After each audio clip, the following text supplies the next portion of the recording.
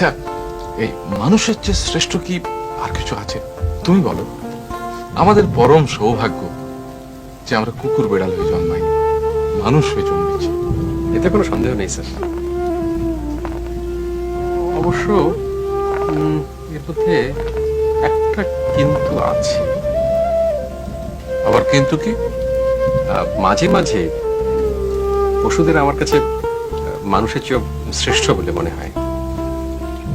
ওই হিংস্র বাঘের কথাই ধরুন না কেন, একটা বাঘ ততটুকুই খাদ্য সংগ্রহ করে যতটুকু তার প্রয়োজন, তার বেশি কিছু নয়। অথচ একজন মানুষ অন্যদের বঞ্চিত করে সম্পদের পাহাড় জড়ো করে।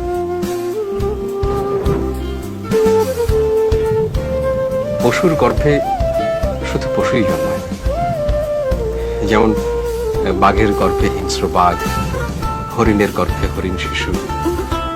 কিন্তু মানুষের বেলায় দেখুন, মানুষের গর্ভে বাঘের চেয়েও হিংস্র মানুষ জন্ম নেয়, সাপের চেয়েও বিষধর প্রাণী জন্মগ্রহণ করে।